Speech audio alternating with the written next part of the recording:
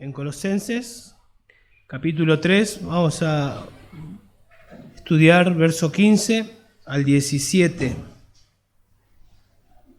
Hace un tiempo veníamos y llegamos hasta el 14, un paréntesis bastante largo. Y hoy continuamos y la idea es llegar hasta el final.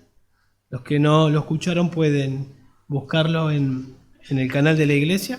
Ahí están del capítulo 3, del capítulo 1.1 hasta el capítulo 3, verso 14.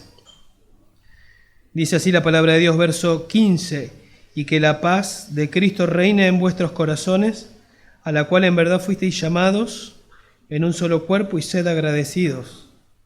Que la palabra de Cristo habite en abundancia en vosotros, con toda sabiduría, enseñándoos y amonestándoos unos a otros, con salmos, himnos y canciones espirituales, cantando a Dios con acción de gracias en vuestros corazones. Y todo lo que hacéis, de palabra o de hecho, hacedlo todo en el nombre del Señor Jesús, dando gracias por medio de Él a Dios el Padre. Bueno, ya hace 2 domingos atrás tocamos el capítulo 3 y habíamos hecho un breve resumen. Habíamos dicho que el capítulo 3 es la parte práctica de Colosenses, capítulo 1, capítulo 2, la parte tal vez doctrinal.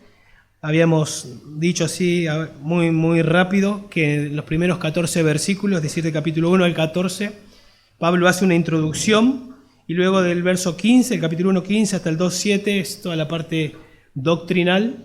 Pero antes de entrar al capítulo 3 hay una sección que va del 8 al 23 del capítulo 2 donde Pablo ataca de manera directa la herejía, ataca una especie de sincretismo que había ahí, de filosofía, legalismo, misticismo y ascetismo también entre ellos, que básicamente lo que decían era que la espiritualidad y la victoria sobre el pecado se alcanza por el legalismo, cumpliendo reglas o por experiencias que vienen aparte de las escrituras. Eso sería misticismo, o con el maltrato del cuerpo, eso sería ascetismo.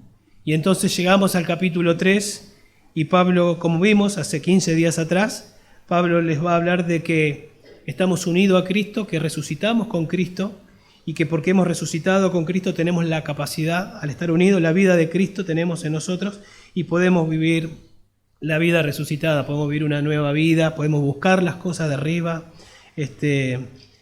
Y de ahí en adelante también vamos a resumir para llegar hasta nuestro versículo, del verso 5 al verso 8 del capítulo 3. Pablo les va a decir que debido a que estamos unidos a Cristo, no solo resucitamos con Cristo, tenemos la nueva vida, somos capaces de matar el pecado ahora porque tenemos la nueva vida en Cristo. Y debemos entender, verso 9 al 11, entender la realidad de que el viejo hombre murió y resucitó el nuevo. Y entonces verso 12 y verso 14 debemos vestirnos del nuevo hombre. Resucitamos con Cristo, estamos unidos a Cristo, somos capaces de matar el pecado, somos capaces también de ponernos la nueva ropa, ¿sí? La nueva ropa, porque así de esa manera o con esos términos habla Pablo de revestidos, son características, ¿no?, del cristiano, que van haciendo el carácter del cristiano. Entonces, maten el pecado y es esto lo que ustedes pueden ponerse, y todo eso debido a que resucitamos con Cristo, lo podemos hacer. Y entonces Pablo continúa y llegamos a nuestro versículo y es como que viene hablando a nivel individual y ahora de alguna manera va a seguir hablando a nivel individual, pero va a comenzar a hablar a nivel relacional, ya a nivel congregacional, qué es lo que tiene que pasar entre nosotros y obviamente que para que eso pase entre nosotros debe estar pasando en cada uno de nosotros. Para que la paz reine en la congregación debe reinar en cada corazón. Para que la palabra more en la iglesia debe estar morando en cada uno de nuestro corazón. Para que Cristo sea exaltado en la iglesia debe ser exaltado en cada uno de nuestros corazones.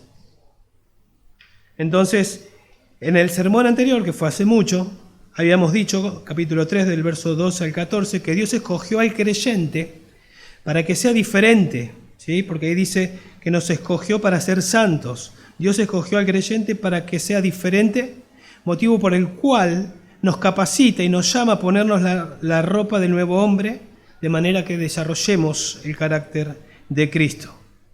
Y esa nueva ropa que nos ponemos va formando el carácter de Cristo y va evidenciando que Cristo realmente reina en la iglesia. Es el Señor de mi vida, es el Señor acá en la iglesia. Ustedes tienen que recordar que el tema de la carta a los Colosenses, el tema que va de punta a punta es la preeminencia de Cristo, porque justamente la persona de Cristo estaba siendo atacada. Cristo no es Dios, entonces Pablo se dedicó a mostrar que Cristo es Dios y que Él tiene la preeminencia en todo. Él es el creador y Él es la cabeza de la iglesia. Él reina en todo el universo, pero también Él reina en su iglesia. Dio su vida por la iglesia, Él es el Señor de la iglesia. ¿Sí?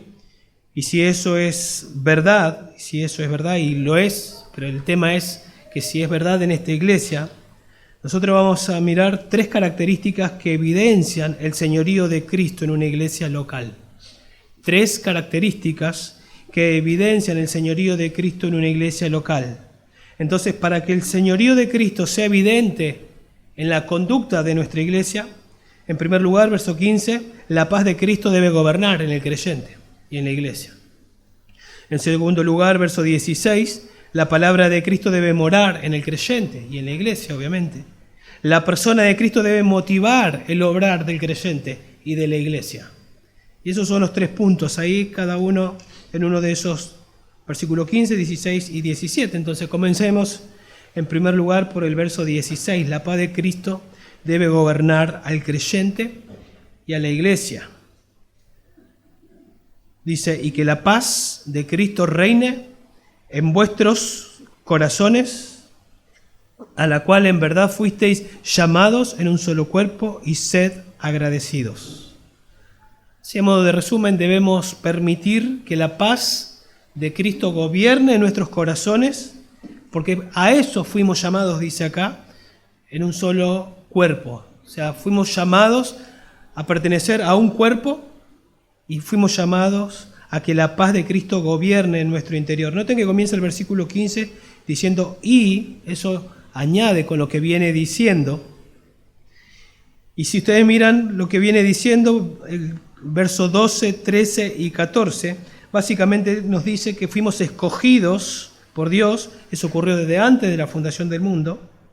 Fuimos escogidos por Dios, o somos escogidos de Dios, santos y amados. O sea, fuimos separados por Dios, escogidos de antes de la fundación del mundo, separados por Dios. Él nos quiso amar, nos ama, y entonces, porque eso es una realidad, comienza a decirnos cuál es nuestra responsabilidad. Revestíos, y comienza a dar características que tienen que ver con la persona de Cristo, porque es Cristo que se va formando en nosotros. Revestíos de, dice ahí, compasión, bondad, humildad, mansedumbre y paciencia.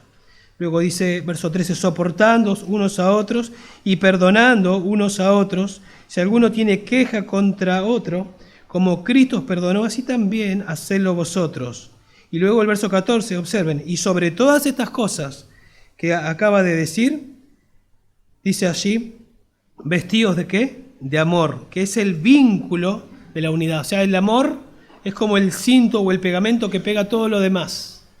Si yo intento ser humilde, todo lo que dice ahí en el versículo 2 y 3, intento tener compasión, bondad, humildad, mansedumbre sin amor, dice Pablo que es como un metal que hace ruido nada más, no sirve de nada. Y es más, si lo hago sin amor, es hipocresía. Estoy tratando de actuar, de mostrar algo y aparte no es la obra del Espíritu Santo, es carnal, sino está hecho todo con amor. Cuando yo muestro compasión, bondad, humildad, todo eso tiene que estar bañado de ese amor que fue derramado en mi corazón el día que el Señor me salvó. ¿Sí? Y si eso es una realidad y si eso está pasando, no va a ser muy complicado aplicar lo que viene a continuación.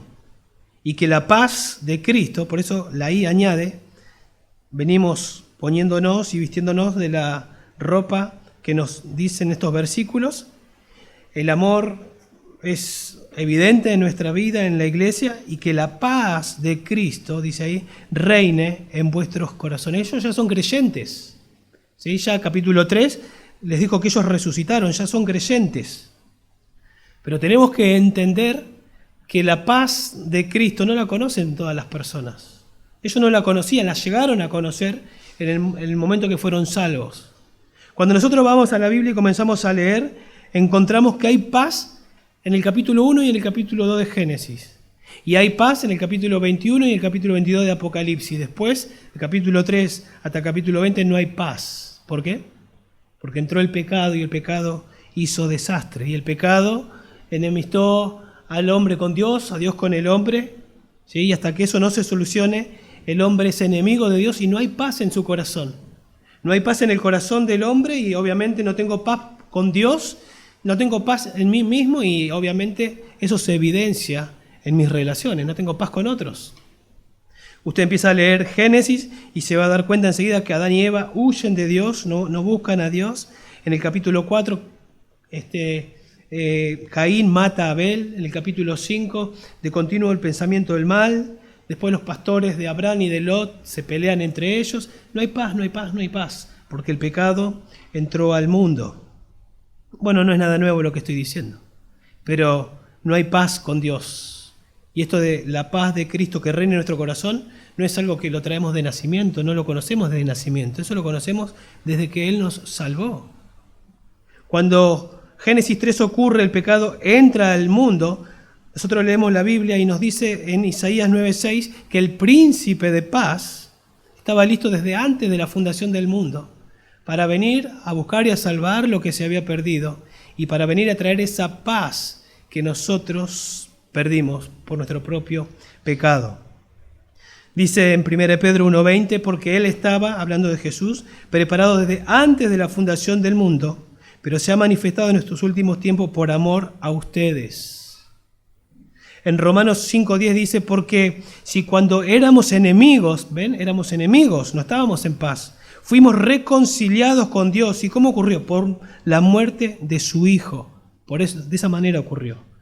El Hijo, el príncipe de paz, tuvo que venir a este mundo y morir y derramar sangre para hacer posible la paz. Y resucitar, obviamente, al tercer día. Pero fíjense ahí en capítulo 1, así no lo hago ir más lejos, capítulo 1, verso 13, que lo hemos también predicado no hace mucho, este versículo, capítulo 1, verso 13. Dice, porque Él nos libró del dominio de las tinieblas y nos trasladó al reino de su amado Hijo, en quien tenemos redención, el perdón de los pecados. No aparece la palabra ahí que paz, pero es evidente que éramos enemigos, nos libró de las tinieblas y nos trasladó, y ahora estamos en paz con Dios. Verso 20, y por medio de Él, de Jesús, habla de que reconcilió todas las cosas consigo mismo, habiendo hecho la paz por medio de su sangre, ¿sí? Por medio de Él. La paz es posible únicamente por medio de la sangre de Cristo. Por eso en Romanos capítulo 5, verso 1 dice, justificados pues por la fe en Cristo, ¿qué? Tenemos paz para con Dios. Cuando Él nos justifica, ¿y cuándo nos justifica? Cuando nos arrepentimos de nuestros pecados, creyendo que Jesús derramó sangre para perdonar todos nuestros pecados y resucitó para que seamos perdonados. Cuando me apropio de eso, por el arrepentimiento y la fe, entonces soy justificado y recién en ese momento tengo paz con Dios. Ustedes se acuerdan, se los voy a leer yo. Juan 3:16, de memoria. De tal manera amó Dios al mundo que ha dado su Hijo unigénito, para que todo aquel que en Él cree no se pierda, mas tenga vida eterna. Hay que creer, pero fíjense qué pasa cuando no creemos. En el 3:36 dice, el que cree en el Hijo tiene vida eterna, pero el que no obedece al Hijo no verá la vida. Y escuchen esto, sino que la ira de Dios permanece sobre él. Si usted no se arrepiente y cree en Jesús para el perdón de sus pecados, usted no está en paz con Dios, usted es enemigo de Dios, la ira de Dios está sobre usted, y si hoy Dios decide que muera, usted despierta en el infierno. Eso es lo que Dios dice, eso es lo que la palabra de Dios dice. Entonces yo pregunto, ¿está usted en paz con Dios? ¿Está en paz con Dios? Pero el pasaje que estábamos mirando, dijimos que ellos ya estaban en paz con Dios porque son creyentes. Y habla de la paz de Cristo. Pero para poder obedecer este mandamiento, que la paz de Cristo reine, primero hay que estar en paz con Dios. Por eso hablamos recién de cómo llegar a estar en paz con Dios. Y cuando habla de la paz de Cristo, la paz de Dios, como dice Reina Valera, es lo mismo, habla de esa confianza que uno, podemos decir que es algo subjetivo, pero que es porque yo sé que todos mis pecados fueron perdonados. Sé que no me espera el infierno.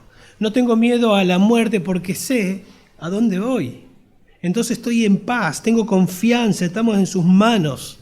Sé que nadie me puede arrebatar de la mano del Padre porque estoy en la mano del Padre, en la mano del Hijo. Estoy con Él, entonces hay paz en mi corazón. En Juan 14:27 Jesús dijo: la paz os dejo, mi paz os doy. Yo no la doy como el mundo la da.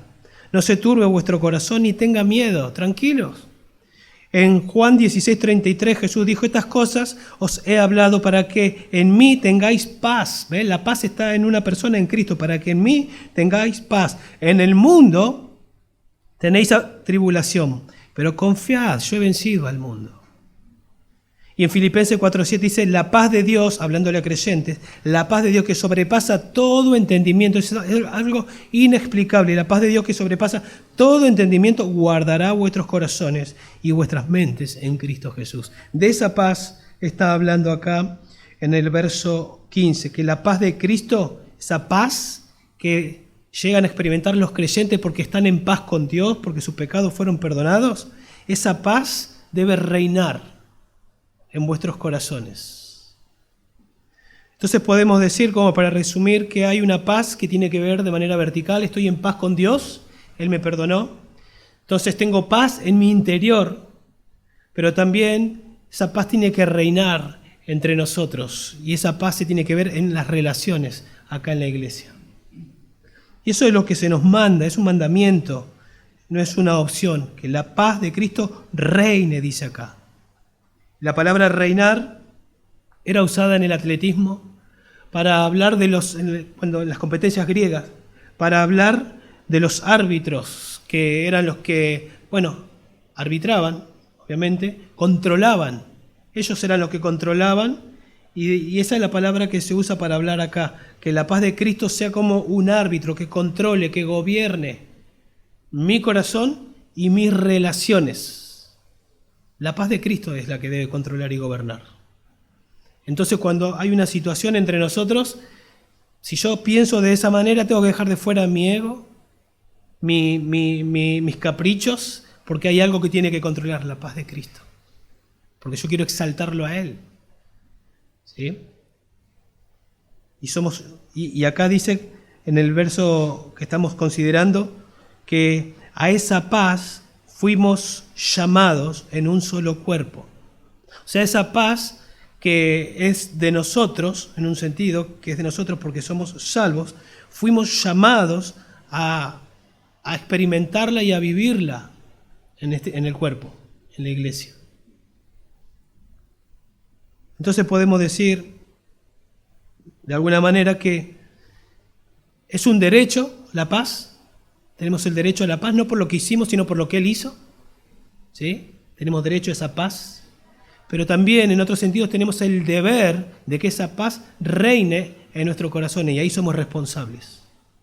Somos responsables. Yo soy responsable de que esa paz, la paz de Cristo, la cual no podía obedecer antes de ser creyente porque estaba enemistado con Dios, y ahora porque Él me dio una nueva vida en Cristo y porque resucité y porque tengo una vida que la puedo vivir en el poder de su resurrección, yo puedo, obviamente con la ayuda de Dios, del Espíritu Santo, obedecer este mandamiento de que es la paz de Cristo reine en mi corazón. Y esforzarme para que reine en la congregación haciendo mi parte y usted haciendo su parte, para que esa paz reine en cada uno de nosotros. Cuando dice ahí que a esa paz a la cual en verdad fuisteis llamados, cuando habla, esa misma terminología se usa para hablar del llamamiento, que los teólogos llaman llamamiento eficaz, un llamamiento irresistible cuando se llama a salvación. Dios llama de manera irresistible para salvar a alguien y lo salva sin lugar a dudas. Esa persona va a ser salva. Estaba escogida desde antes de la fundación del mundo y en el tiempo Dios la salva. Pero acá veo que Dios me salva, Dios me escoge, como dice en el verso 12, pero Él tiene planificado salvarme y tiene planificado introducirme en un cuerpo, y en ese cuerpo yo tengo responsabilidades. ¿Sí? Soy llamado a cuidar la unidad que el Espíritu formó, porque después de todo es un llamado a la unidad, a conservar la unidad, que reine la paz, que gobierne la paz. Eso no significa que no va a haber conflictos, que no va a haber situaciones, todavía hay pecado entre nosotros. Va a haber, pero aún en medio de eso debe reinar y gobernar la paz. Y si hay conflictos y hay pecado, los trataremos como la Biblia nos dice que lo debemos tratar, siendo obedientes a Dios y procurando que la paz reine entre nosotros. Dice en Efesios 4:1 algo similar: yo pues, prisionero del Señor, os ruego que viváis de una manera digna de la vocación con que habéis sido llamados, con toda humildad y mansedumbre, con paciencia, soportando unos a otros en amor. ¿Ven? Similar. Esforzaos, ahí está mi parte, esforzaos por preservar la unidad del Espíritu en el vínculo de la paz. Es mi responsabilidad esforzarme para preservar la unidad que el Espíritu inició, ¿sí? El Espíritu, o sea, posicionalmente somos uno en Cristo, pero es mi responsabilidad y es su responsabilidad esforzarme para preservar la unidad. Y volviendo a Colosenses, es mi responsabilidad que la paz reine en mi corazón y en el de la iglesia. ¿Sí? Alguna vez ilustramos hablando de la muerte al potro, haciendo alusión a un caudillo indígena que intentaron matarlo, ¿sí? Con lo que se llama muerte al potro, que es lo atan sus brazos y sus piernas a 4 caballos y luego asustan a los caballos para descuartizarlo. Eso es terrible, es satánico, podríamos decir, pero creo que es una buena ilustración de lo que el diablo quiere hacer con la iglesia. Él no quiere que la paz de Cristo reine, ni en su corazón ni en este lugar, porque si eso pasa, Dios es glorificado. Él no quiere que eso ocurra. Pero somos llamados, nosotros, somos llamados a que la paz de Cristo reine en nuestros corazones, ¿sí? Ya no debe haber, como se leyó en la lectura bíblica, o no debería haber ira, enojo, malicia, maledicencia, lenguaje soaz de vuestra boca, etcétera, mentiras, todo eso tiene que ser desechado. Eso tiene que ver con el viejo hombre. Ahora somos una nueva criatura y estamos en un proceso de santificación. No digo que no va a haber, no debe ser el patrón en la iglesia, ¿sí? Como vamos a ver, cuando hay pecado hay que ser tratado. Ya el verso 16 nos va a decir algo de eso. Pero acá en el verso 15 el mandato es que la paz de Cristo reine en nuestros corazones. Entonces yo tengo que pensar, lo que voy a decir, ¿promueve la paz? Tengo que pensar, promueve la paz, porque Dios desde el cielo inspiró un libro que estoy convencido que es su palabra, y Él me dice que la paz de Cristo reine en mi corazón y en las relaciones acá en la iglesia. Lo que voy a decir, ¿promueve la paz? Lo que voy a hacer, ¿promueve la paz? ¿Protege la unidad? ¿O promueve la contienda? ¿O promueve la división? Tengo que pensar mucho. Lo que voy a hacer o decir, ¿tiene que ver con lo que Dios me pide o con lo que el enemigo quiere? Con lo que mi carne quiere. ¿Estoy para que la paz de Cristo, contribuir para que la paz de Cristo reine o para que mi reino prevalezca acá? Entonces voy a actuar de manera carnal. Tengo que pensarlo. ¿Sí? Pablo quiere que sus lectores entiendan que la paz de Cristo es mucho más que una opción. No es una opción, es un mandato, ¿sí? Es un mandato derivado de la voluntad de Dios, la paz de Cristo a la cual fuiste llamado en un cuerpo, dice acá. ¿Ustedes se acuerdan cuando Jesús oró allá en Juan 17?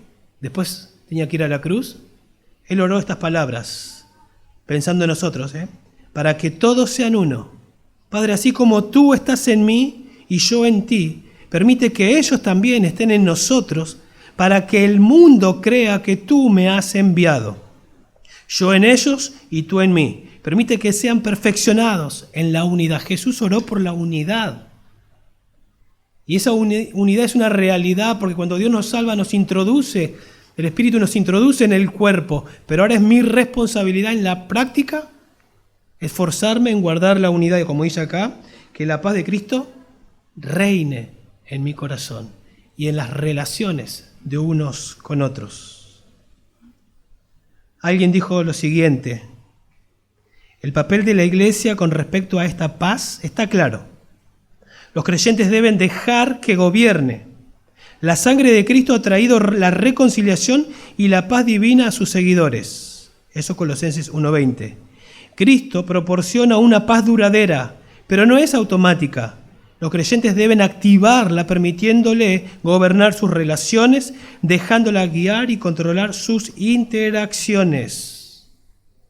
¿Se dan cuenta? Esa es mi responsabilidad y es su responsabilidad. Y termina el versículo 15, Pablo diciendo, y sed agradecidos. Parece como descolgado, cambió de tema, pero no cambió de tema. Cuando hay paz en nuestro corazón, va a haber gratitud.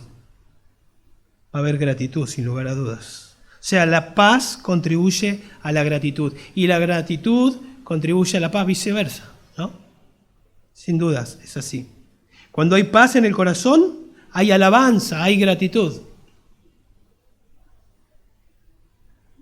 Cuando no hay paz, porque el pecado la robó, también desaparece la gratitud.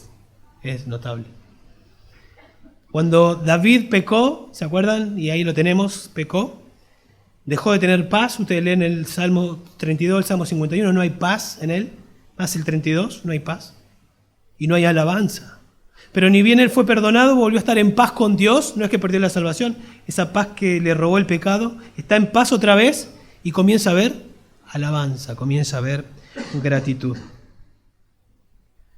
Una persona que es ingrata, y esa es una característica de los incrédulos, ahí en Romanos 1:21 dice, y no dieron gracias a Dios. Esa es una característica de los incrédulos. Pero a veces podemos caer los creyentes. No contribuye, hermano, no contribuye a la paz. No contribuye a la paz. No contribuye a la unidad, la ingratitud. ¿Ustedes se acuerdan de María y Aarón, los hermanos de Moisés? No estaban agradecidos por lo que estaba pasando, más bien había amargura en ellos. Comenzaron a murmurar y Dios no le gustó nada y trajo lepra sobre María. Bueno, para que podamos ver un poquito, cuando nosotros somos ingratos, cuando comienza a haber amargura en nosotros, comienza a haber murmuración en nosotros, algo está mal acá, ¿sí? Hemos perdido la paz.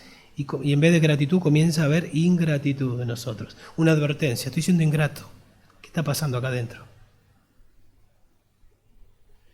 Es impresionante cómo Pablo tenía todos estos conceptos en su mente y los practicaba.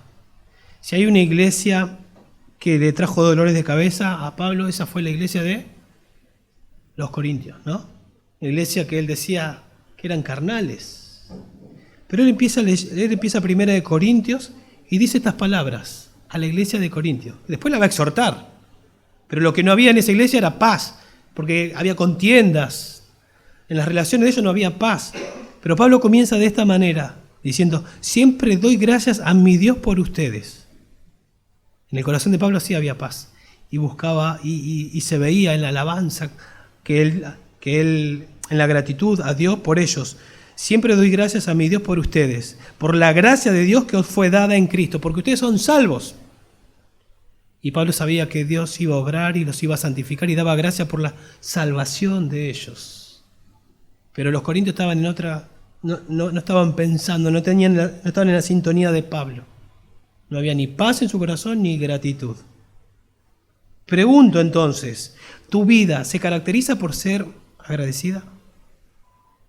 ¿O se caracteriza, pensá bien, por la queja, por la ingratitud?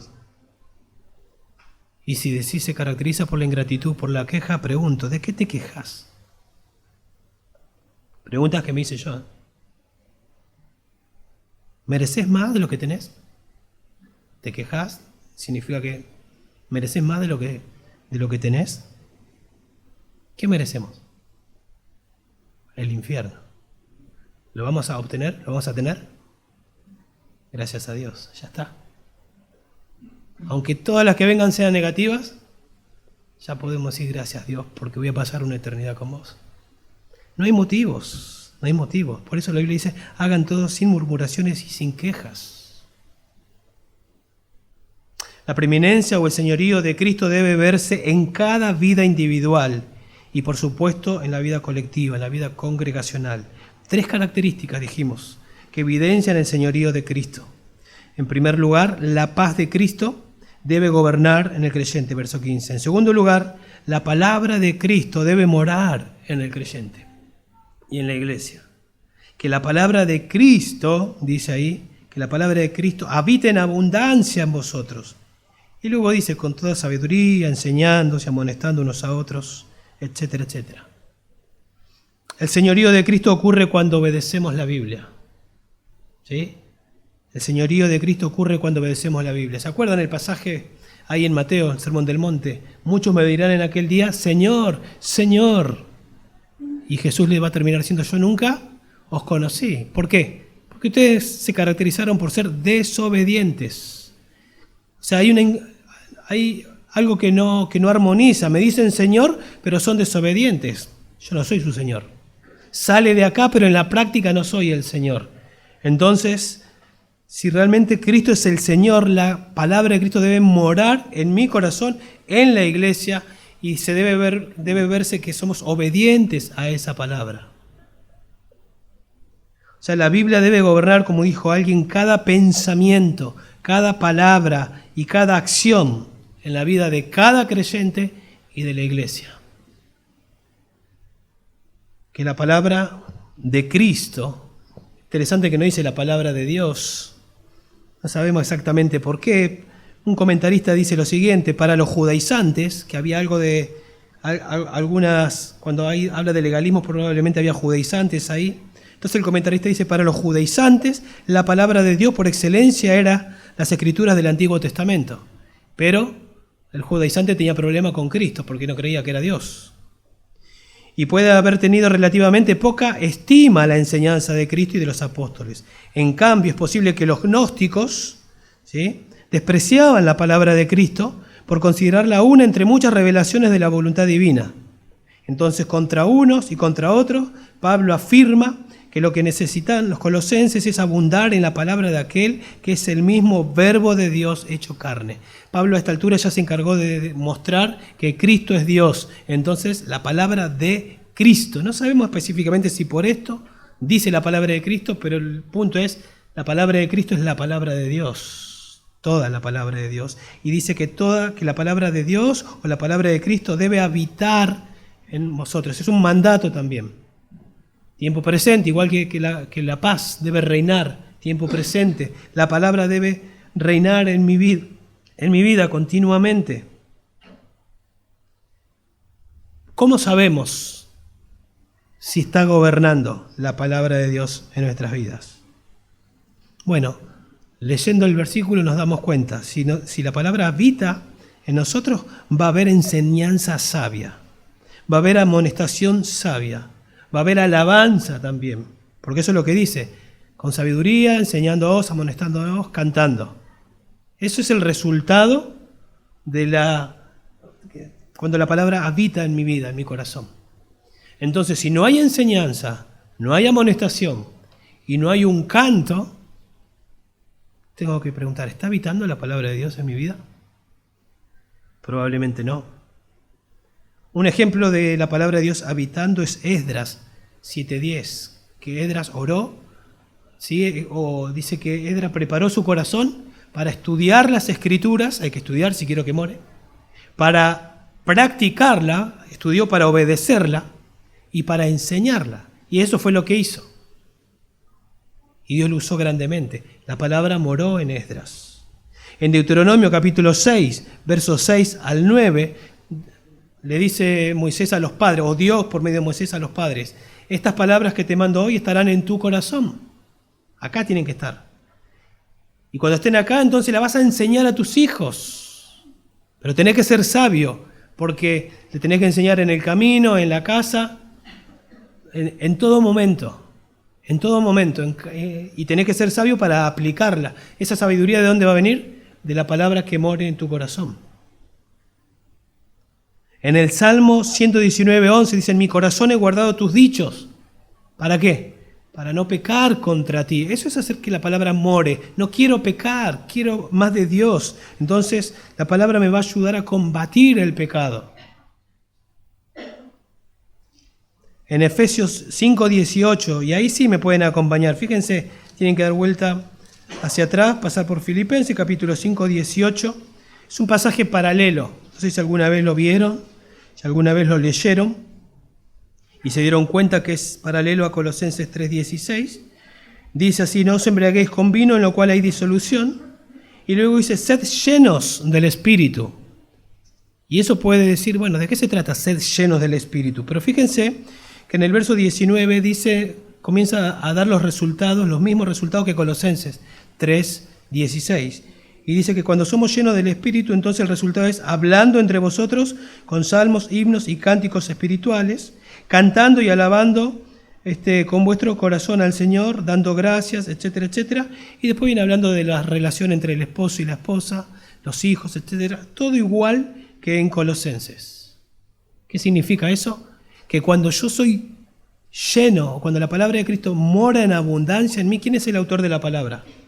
El Espíritu. El Espíritu que vive en mí va a inclinar mi voluntad a su voluntad, a esa palabra que está en mi mente, en mi corazón, y voy a obedecer su palabra. Y eso es ser lleno del Espíritu, eso es ser controlado, eso es ser guiado por el Espíritu. Nada raro, nada místico. Entonces, cuando a ustedes alguien le diga, utilizando o malinterpretando un versículo de la Biblia, y les diga que la letra mata, pero el Espíritu da vida, ustedes tienen que saber que está mal interpretado. Porque usan ese versículo para decir, ¿para qué tanto estudio? Démosle lugar al Espíritu. Pero acá estamos viendo que Colosenses 3:16 dice que el Espíritu, soy lleno del Espíritu y el Espíritu me va a guiar cuando la palabra que el Espíritu inspiró mora en abundancia en mí. Entonces tengo que estudiar, tengo que conocerla, tengo que pedirle al Espíritu, abre mis ojos para que vea las maravillas de tu ley, entenderla, y entonces la obedezco en el poder del Espíritu. ¿Sí? Entonces eso significa que debemos invertir tiempo para hacer que la palabra more. Para cumplir este mandato yo tengo que hacer algo, me tengo que sentar a leer, a estudiar, a meditar en la palabra de Dios. Y dice ahí, podría haber dicho que la palabra more, pero dice en abundancia. Eso significa ricamente, con la implicación de que es valioso lo que tengo que meter en mi mente y en mi corazón. Y puede ser que esté hablando de cantidad acá también. Pero sin dudas, mirando otra vez el contexto, ya lo sabemos, ¿no?, lo que voy a decir ahora, pero mirando el contexto, otra vez vemos que es así. La palabra transforma mi vida. ¿Sí? Si no está transformando mi vida, algo está mal. Estoy estudiando mal. Porque la palabra, Dios me dio la palabra no solo para informarme, sino para transformarme. ¿Sí? Y acá dice que debe morar en abundancia, y cuando mora en abundancia el efecto es que voy a enseñar, y primero va a ser de beneficio para mí porque voy a tener sabiduría para vivir eso que estoy aprendiendo, y voy a enseñar y voy a amonestar a otros, como me pide acá. Y eso es transformación. No es que aprendo y enseño, la aplico, soy sabio, la vivo. Y también enseño a otros. Noten que dice que esto debe habitar en abundancia en vosotros, o puede traducirse entre vosotros, y las dos interpretaciones son lícitas. Tiene que morar en mí y entre nosotros. Para que more entre nosotros, primero tiene que morar en mí. Entonces, está bien, las dos cosas tienen que ocurrir. Y noten ahí que dice que debe ser con toda sabiduría y después nos va a decir enseñándoos y amonestándoos. Pero dice ahí con toda sabiduría, es decir, con la palabra sabiduría es sabiduría práctica, sabiduría de Dios. Sabiduría de Dios para vivir la vida. Fíjense capítulo 1, verso 28. En capítulo 1, versos 28 y 29, Pablo nos cuenta cómo él, el apóstol Pablo, hace el ministerio. Y después volvemos al capítulo que estamos viendo nosotros. Capítulo 1, verso 28, Pablo dice, a él nosotros proclamamos. ¿De qué manera lo proclaman? Amonestando a todos los hombres y enseñando a todos los hombres con toda sabiduría. ¿Les suena parecido? Eso hacía Pablo. Proclamaba a todos los hombres, ¿sí?, enseñando, amonestando con toda sabiduría. Y ahora él le dice a la iglesia y por implicancia a nosotros que la palabra de Cristo more en abundancia en nosotros y con toda sabiduría. El cambio es que sabiduría en vez de ir al final ahora va adelante. Con toda sabiduría nos enseñemos y nos amonestemos. O sea, lo que yo hago en mi vida, en mi ministerio, Pablo dice, uno podría haber dicho, bueno, eso es lo que hace Pablo. Ahora Pablo dice, háganlo ustedes también, entre ustedes. Enséñense, amonéstense. Ustedes. Y cuando dice que la palabra de Cristo more en abundancia, con toda sabiduría, luego hay 3 palabras ahí que nos ayudan a ver los resultados. Esas 3 palabras, o sea, gramaticalmente se llaman participios, y es enseñándoos, amonestándoos, cantando. O sea, cuando la palabra de Cristo reina, mora en abundancia, eso va a ser el resultado.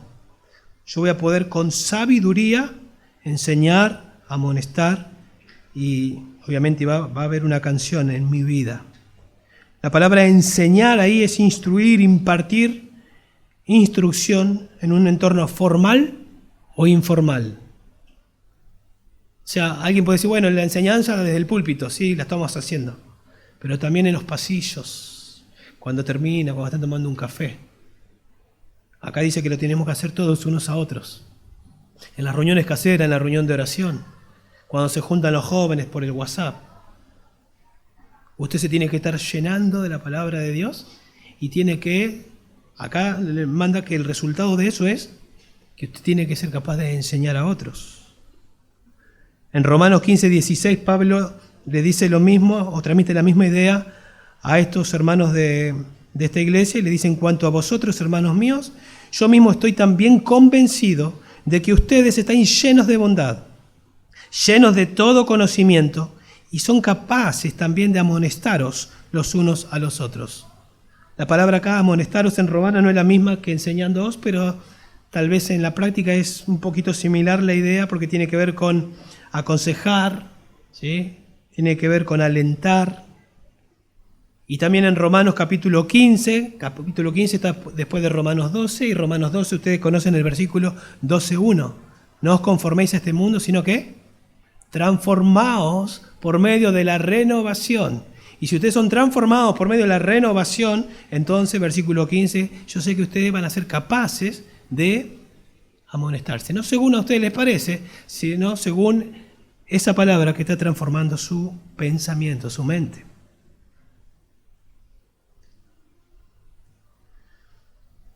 Entonces una iglesia recibirá instrucción desde el púlpito, como recién les decía, pero también persona a persona. Y espero que en mi oración es y va a seguir siendo que esto lo podamos asumir y entender.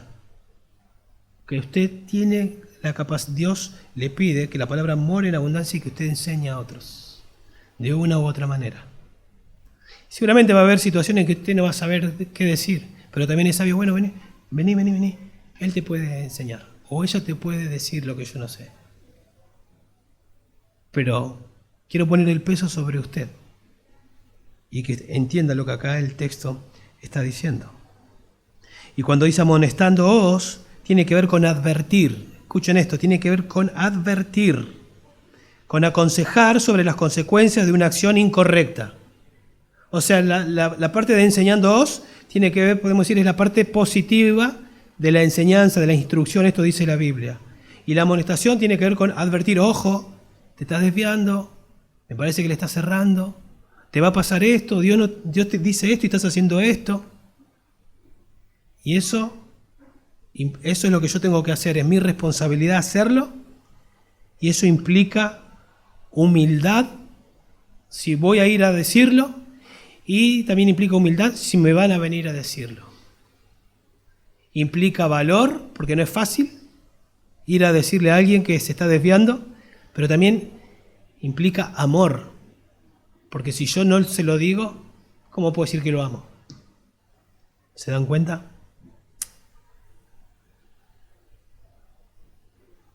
Y esto otra vez debe pasar unos a otros, con toda sabiduría, eso habla con discernimiento, entendiendo lo que la palabra dice para poder enseñarlo, para poder amonestar, con toda sabiduría. No pierdan de vista esa palabra, porque puedo ir y decir cualquier cosa al hermano y llevarlo a una mala aplicación. Y esto no es para dar miedo y decir, entonces no lo hago. No, es para animarlo a estudiar las Escrituras y entender lo que dice y entonces poder ayudar. Los amigos de Job tuvieron buena intención, quisieron enseñar, pero no tuvieron sabiduría porque su consejo no fue correcto, porque no pudieron interpretar la situación y el consejo de ellos no fue correcto. Entonces, con toda sabiduría, dice acá la palabra de Dios. ¿Sí? Y bueno, después nos dice allí que habla del tercer participio, habla de cantando, es otra de los efectos de la palabra de Dios, nos lleva a cantar lo que hay en nuestro corazón, de conocer al Señor, de saber de sus atributos, de conocer de cómo es Dios. Eso inflama mi corazón y me lleva a cantar. Dice acá, al final del verso 16, cantando a Dios, es a Él a quien le cantamos, con acción de gracias, o tal vez en otra versión dice con gracia nada más, y ahí los comentaristas dicen que probablemente las dos ideas están hechas, con gracia y con gratitud, o con gracia agradeciendo, porque de alguna manera si agradecemos es por la gracia de Dios, porque cuando no éramos salvos éramos ingratos, y cuando Él nos salva por gracia ahora podemos ser agradecidos a Dios. Y agradecemos a Dios, y es a Él que le cantamos en nuestros corazones, o sea que lo que sale por nuestra boca está conectado con nuestro corazón, no está divorciado. No es que decimos algo, cantamos y miramos la letra, pero en nuestro corazón está desconectado, porque le cantamos a Dios y Dios, que es omnisciente, puede ver nuestro corazón y puede ver si realmente estamos, ¿no?, en sintonía con Él. Y luego ahí habla de salmos, himnos y canciones espirituales, es la manera en la que expresamos esa alabanza. Cuando habla de los salmos, probablemente está hablando de los salmos del Antiguo Testamento, que se le ponía música. Los himnos, hay algunas porciones de la Biblia que llegaron a ser inspiradas, que se dicen que eran himnos en aquel tiempo. Filipenses capítulo 2, versos 6 al 11. Colosenses capítulo 1, verso 15, no me acuerdo si hasta el 20, se decía que era un himno. Y después canciones espirituales, canciones, podemos pensar que son compuestas, pero más allá de eso, el punto acá es que todo esto es el resultado de ¿qué cosa? De la palabra de Cristo morando en abundancia. Entonces lo que cantamos, sean salmos, himnos, canciones espirituales, esa letra que cantamos, ni siquiera la música es lo que interesa tanto. La música lo que va a hacer es embellecer para que la letra sea exaltada, porque esa letra es una letra que exalta ¿a quién? A Dios. A Dios. Entonces que la palabra de Cristo habite en abundancia en vosotros. Y termina diciendo otra vez que debe ser de nuestro corazón. Y es interesante que otra vez dice que cantemos con acción de gracias. Entonces, pregunto yo, ¿sale de tu corazón un canto como resultado de la palabra de Dios morando en abundancia en tu vida? ¿Llena tu corazón las infinitas misericordias del Señor que te hacen estallar de gozo cantándole a Él?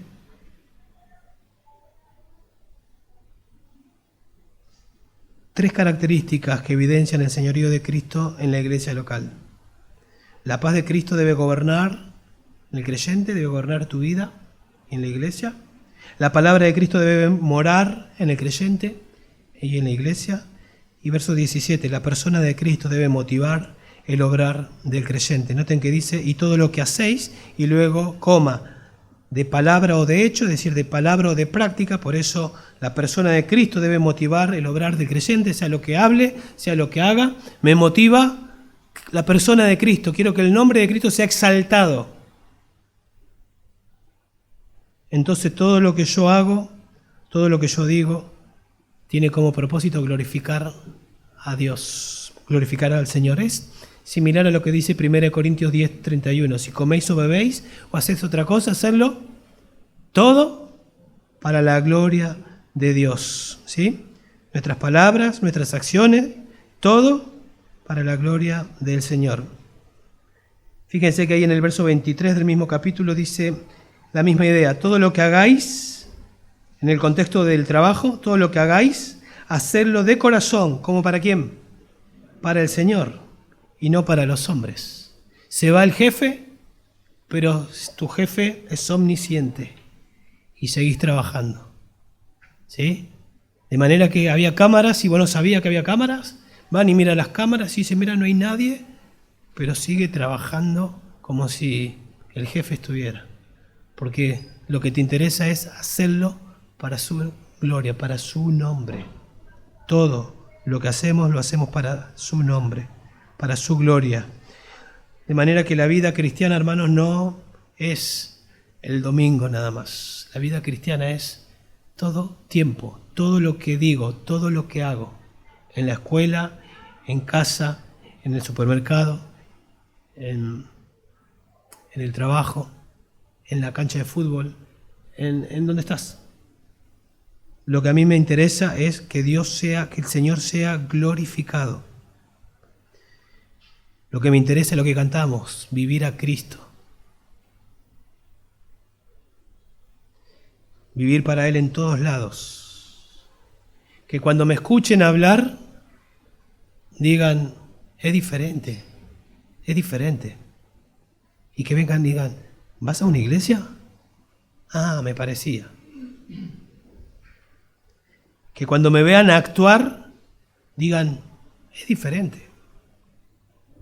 Porque me interesa que el nombre del Señor sea exaltado. Que cuando vean mis palabras y mi actuar, yo pueda evaluarme y decir, ¿Cristo es exaltado en mi vida o no? Mientras pensaba en esto que estoy diciendo, se me vino a la mente una reunión de padres que hubo, y mi esposa me contaba, que una mamá no hablaba, no insultando, pero de una manera poco agresiva, y no teniendo en cuenta las autoridades de la escuela. Y cuando terminó la reunión, otra mamá le dijo, sí, ella es así, y es cristiana, ¿eh? Y mi esposa dijo, parece que no es cristiana. Porque cómo hablamos, cómo actuamos, muestra. O sea, va a una iglesia, pero su vida no mostraba a Cristo. Entonces yo pregunto, allá donde nadie te ve, pero está el Señor, te miran por cómo hablas y por lo que haces, ¿es Cristo exaltado? ¿Lo haces para que Él sea glorificado? ¿O estás interesado en tu reino nada más? En lo que tiene que ver con tu vida. Y termina diciendo, todo lo que hacéis de palabra o de hecho, hacedlo todo en el nombre del Señor Jesús. Y otra vez, como en los 3 versículos, dando gracias por medio de Él a Dios el Padre. Cada uno de los 3 versículos, dando gracia, dando gracia, dando gracia. O sea, hay un énfasis. Sean agradecidos en todos. Si no somos agradecidos, hermanos, si no somos agradecidos, es porque estamos insatisfechos. Quiere decir que el Señor nos falla. Quiere decir que el Señor no es suficiente. Quiere decir que Cristo no es preeminente, porque estoy renegando, porque no soy agradecido, porque hay ingratitud. Pero acá hay un énfasis, ¿sí?, en ser agradecido en todo. Y otra vez, si yo no soy agradecido en todo, es porque tengo un alto concepto de mí, creo que merezco más de lo que tengo. Y ya dijimos que si hay algo que merecía, ¿qué era? El infierno. Y por Cristo no lo tengo. Gracias a Dios por eso.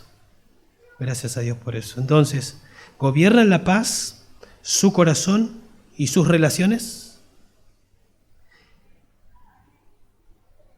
Un paso más. Porque para hacer esta pregunta también tengo que preguntarle, ¿se relaciona con hermanos? Porque si no se relaciona con hermanos, usted nunca va a saber si la paz gobierna su corazón y sus relaciones. Da por hecho Pablo que nos vamos a relacionar con los hermanos. El domingo, en la semana, en las reuniones caseras. Nos vamos a relacionar. ¿Mora la palabra de Cristo en su vida? Al punto que su vida está siendo transformada en abundancia, de manera que usted está haciendo de bendición para otros, enseñando y amonestando a otros. ¿Está pasando eso?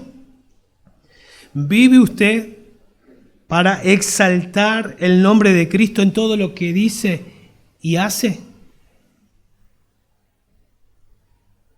Entonces, sea cual sea la respuesta, tal vez una aplicación, puede haber otra, es medite y sea agradecido. Medite simplemente en esto: merecía el infierno, pero Cristo me salvó. Y de ahí todo lo que se desprende, y seguramente va a terminar agradeciendo a Dios. Lea, medite y obedezca la palabra del Señor para que la palabra comience a morar en su vida abundantemente. Y relaciónese con hermanos para poder enseñar, para poder recibir enseñanza, para amonestar, para recibir amonestación y para practicar esto de que la paz controle nuestras relaciones. Vamos a orar. Padre, gracias por tu palabra, Señor. Gracias por enseñarnos. Y ahora, Señor, es la hora de aplicarla. Por favor, Señor, no queremos ser oidores olvidadizos, queremos aplicar lo que tú nos enseñas. Señor, queremos que tu paz gobierne nuestro corazón de manera individual y nuestras relaciones, Dios. Queremos que tu palabra preciosa, Dios, que nos fue dada, nos colme, Dios, de sabiduría para vivir nuestra propia vida, que llene nuestro corazón, que lo podamos vivir en nuestra casa, pero también en la congregación podamos ser de bendición a nuestros hermanos, Dios. Y con humildad podamos recibir enseñanzas de otros y amonestación de otros. Por favor, porque entendemos que es una de las maneras en las que tú nos edificas y formas a Cristo en nuestras vidas. Señor, y todo lo que decimos y hacemos queremos exaltar el nombre de tu Hijo, Dios, que estuvo dispuesto a dar su vida para salvarnos, para comprarnos a precio, de manera, Señor, que ya no somos nuestros, sino de Él, somos tuyos. Que podamos pensar como Pablo, el amor de Cristo nos constriñe, nos impulsa a vivir para Él, Dios. Por favor, graba tu palabra en nuestras vidas y transfórmanos. Para tu gloria, Dios, por favor, y para nuestro gozo.